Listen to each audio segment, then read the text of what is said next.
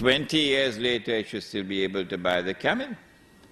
In other words, this money should faithfully preserve my 1 month of sweat. And Sunnah money did that all through history. Now let me introduce you to something very sinister that occurred. In fact, it was more than something haram, it was riba. But the Prophet had said, sallallahu ta'ala alayhi wa sallam, about the riba which would come with Dajjal. What did he say? He said that it will be as difficult to recognize it as it would be to recognize a black ant on a black stone on a dark night. I mean, you don't need a PhD from the University of New South Wales to recognize.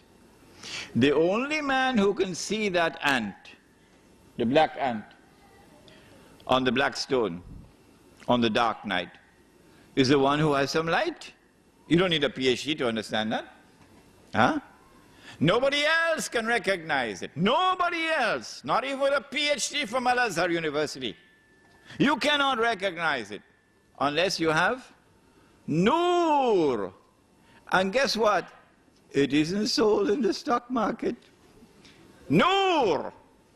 يَهْدِ اللَّهُ لِنُورِهِ مَنْ يَشَاءُ. Allah guides to His Noor whomsoever Allah wishes to guide. Suddenly, strangely, something happened. Europe is empowered with a power which the rest of the world combined cannot match. If you think this happened by accident, you should go and buy a house in Disneyland. Yes, that's where you should go and live. Europe is empowered for the first time in its history with a power which the rest of the world combined cannot match.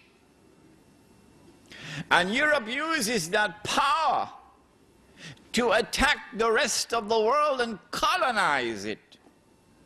If you think that happened by accident, go and live in Disneyland. When Europe colonized, it was something very sinister going on.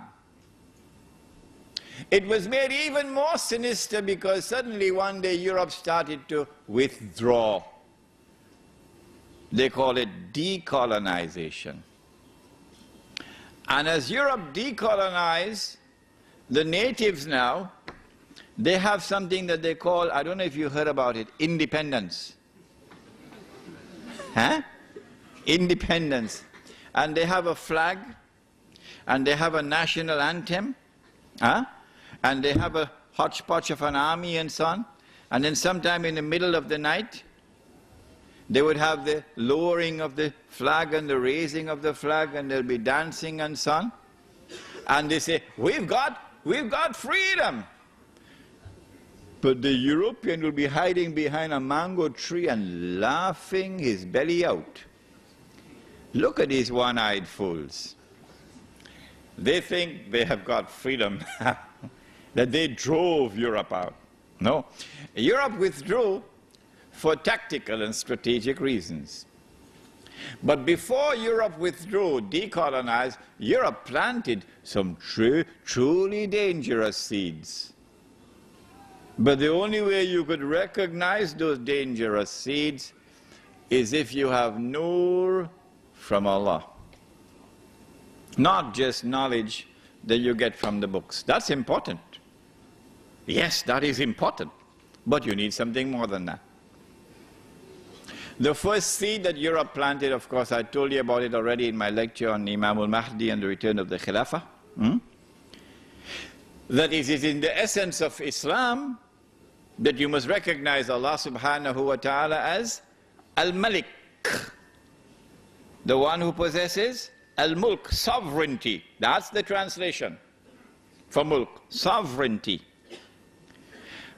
But now Europe leaves behind a dangerous seed called the modern secular state.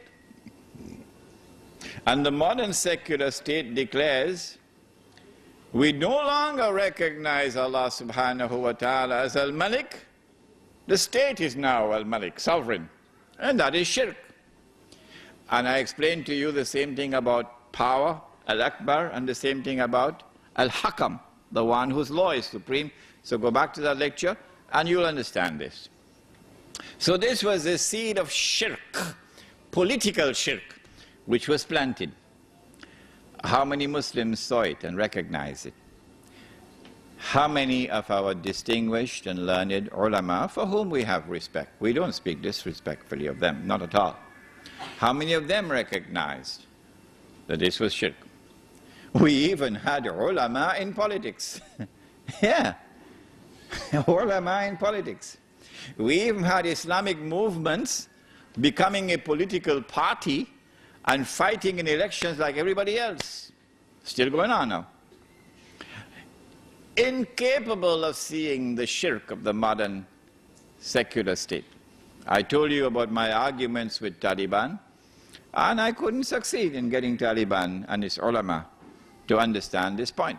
But the second seed that Europe planted before withdrawing was the seed of transformation of money. Money was no longer going to be sunnah money, money which had intrinsic value, but rather we now have a new kind of money.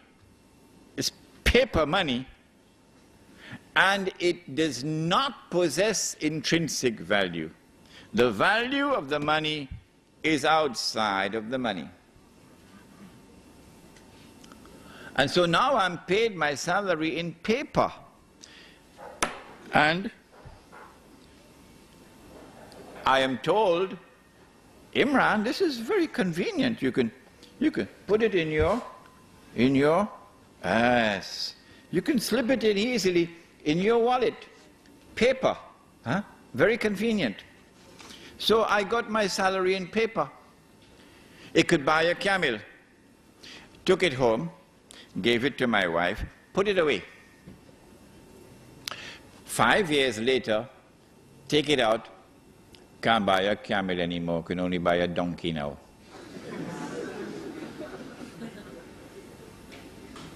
Did you hear that? Can only buy a donkey now.